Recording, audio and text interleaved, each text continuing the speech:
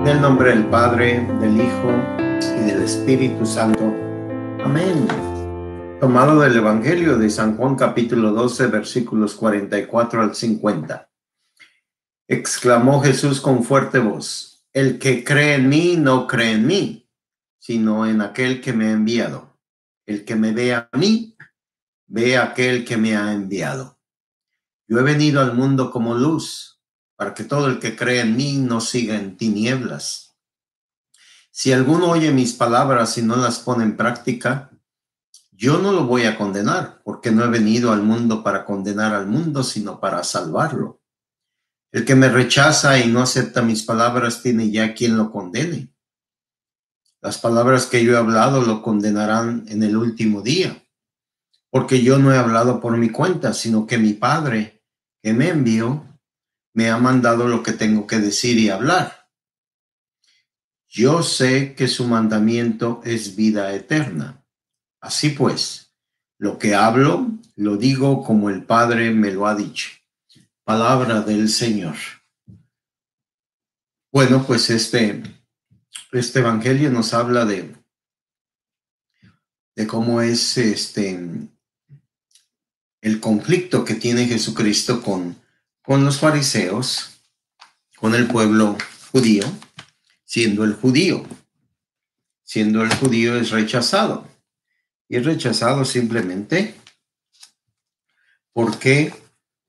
no porque él se quiera llamar hijo de Dios, no porque él se quiera llamar como el evangelio que escuchamos el día de ayer. Ya dinos la verdad, ¿tú eres el Mesías o no eres el Mesías? ¿Tú eres el ungido o no eres el ungido?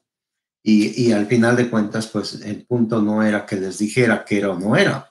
El punto era de que Jesucristo en su mensaje de salvación estaba incluido la conversión, el cambio de forma de pensar. Y no nada más el cambio de forma de pensar, la forma de servir. Hablábamos en los días pasados sobre el buen pastor, el que da la vida por sus ovejas. Cuando entra en este términos, en este tipo de palabras, en este vocabulario, Jesús, donde verdaderamente ellos se sienten agredidos y ofendidos por Jesucristo, entonces ellos se retiran y no quieren ya ir más allá del diálogo que los va a llevar a la conversión, sino que prefieren ellos mantenerse en sus posiciones, en su estatus, en sus privilegios, en la forma de entender a Dios, que dar un paso adelante. Jesús dice que el que cree en él no cree en él, dice, sino tú crees en el que me envió. Y esta es una cosa importante en la vida de nosotros, porque todos nosotros tenemos que comprender que solamente somos siervos, que solamente venimos a hacer la voluntad de Dios, no nuestra voluntad. Entonces, en la sociedad en que vivimos, hay mucho rechazo a Jesucristo. Bueno, yo sí creo en Dios, dice mucha gente. Yo creo en Dios. Hay personas siendo cristianas, católicas. Yo creo en Dios, pero yo lo que no creo es en Jesucristo. Yo lo que no creo es que Jesús es Dios. Yo lo que no creo es que Jesús es el Hijo de Dios, ¿verdad? Y los grupos religiosos que tenemos, las sectas que hay, por ejemplo, el Islam, ¿verdad? Pero Jesús es un profeta. Pero de eso a ser el Salvador del mundo, no. De eso a ser Dios, tampoco. El propio pueblo judío reconocen a Jesús, reconocen su autoridad, su amor, sus milagros, sus signos, como dice San Juan, pero no es el elegido, no es el llamado. Y así podemos hablar de otros grupos religiosos, los testigos de Jehová, los mormones y tantos otros grupos religiosos que no reconocen el mesianismo de Jesús. Y cuando hablamos del mesianismo de Jesús es hablar de la voluntad del Padre. Él mismo dice que que todo lo que Él dice solamente es lo que el Padre le pide que haga. ¿Cómo tú y yo nos vemos en esta relación de Jesús tan profunda y tan donada a la voluntad del Padre? ¿Cómo tú te ves dentro de lo que tú haces en tu vida, verdad? ¿Cómo tu trabajo es una auténtica donación al servicio del bienestar de la empresa donde estás? Tu entrega en tu matrimonio es una total donación para el bienestar de tu esposa, de tu esposo, de tus hijos. En los lugares donde te desenvuelves tú como dueño de una empresa, tu negocio es una total donación al bienestar de todos tus trabajadores. Eso es lo que más te interesa a ti. Es una prioridad en tu vida el bienestar de los trabajadores. Los movimientos sociales que hay en toda la historia ha sucedido esto.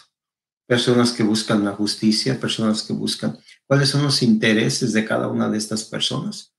¿Qué están buscando atrás de esta solidaridad con los vulnerables, con tanto problema de racismo en este mundo? ¿Qué está atrás de todo ello? Verdaderamente es la voluntad de algo más grande que nosotros. ¿Qué está pasando con los políticos que en todo el mundo, de su voluntad de ellos es superior a sus deseos? Yo solamente quiero servir. Yo quiero ser parte de una sociedad llena de justicia y de fraternidad, de respeto y de dignidad. Asimismo en la iglesia, en los ministerios donde tú participes.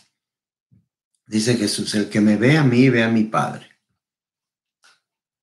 Entonces las personas que en esos tiempos veían a Jesús, pues vieran la imagen de Dios. La imagen de Dios de bondad, de caridad, de misericordia, de ocupación de todas las necesidades de los demás, ¿verdad? Las necesidades de los demás. Dice, yo no he venido, si tú escuchas mi palabra y no la pones en práctica, yo no te voy a condenar. La iglesia no condena. Siempre hemos tenido esto en la iglesia. Nunca, tú vete a confesar. ¿Y quién de ustedes ha salido condenado de un confesionario? Señalado, ya no puedes ser católico. Hubo un tiempo en la iglesia de excomulgar a una persona, ¿verdad? La misma persona, dice Jesús aquí, dice, yo no vine a condenarte, yo vine a salvarte. Si tú escuchas mi voz y no haces caso, yo no te voy a condenar. ¿Sabes por qué? Porque Él enseguida dice, porque ya tiene quien te condene a ti. Porque mis palabras te van a condenar el último día. ¿Qué está hablando Jesús? Está hablando de que tú escuchaste a Jesús. Tú sabías quién era Jesús. Tú sabías que Jesús es el Hijo de Dios. Tú sabías que Él vino a reconciliar al hombre con Dios. Tú sabías si eres una persona bautizada. A cada quien nuestro juicio va a estar por nuestras propias palabras. Negaste a Dios toda tu vida en las obras y en la fe. Lo negaste. Tus palabras te condenan. Y tú aceptas a Dios en tu vida. Y vives según las palabras que tú crees. ¿Quién te va a condenar? Ni modo que Dios te va a condenar. No, tú estás salvo. Entonces, tengamos mucho cuidado porque en el último día, se va a leer y se va a ver todo lo que dijimos y todo lo que hicimos. Ese es el juicio de cada uno de nosotros. Y ninguno, hermano, de nosotros va a poder escapar. No va a poder saltar el redil, no va a poder abrir la ventana por atrás. No, todos vamos a ir de frente, encontrarnos con nuestro Señor. Todos vamos a a ir a ese juicio. Pensemos siempre en que tenemos que actuar como enviados de Dios, como personas que venimos a hacer algo en el nombre de Dios, para construir el reino de Dios. Todos los días es una lucha que tenemos que entablar en nuestra vida. Todos los días podemos hacer pequeñas cosas, como Santa Teresita del Niño Jesús, ¿verdad? Pequeñas cosas que nos acercan más a hacer la voluntad de Dios. Dios pide a unas personas hacer grandes cosas. A nosotros nos pide cosas sencillas. El punto no es qué tan grande, qué tan pequeño sea, sino que lo hagamos en el nombre del Señor. Y que siempre busquemos encontrar a Cristo en el rostro de los demás. Y cuando encontramos a Cristo, obviamente encontramos a nuestro Padre Dios. Porque dice Jesús que su Padre y Él son uno. Nosotros también somos uno en ese cuerpo místico de nuestro Señor. Que el Señor les bendiga, el Padre, el Hijo y el Espíritu Santo. Amén.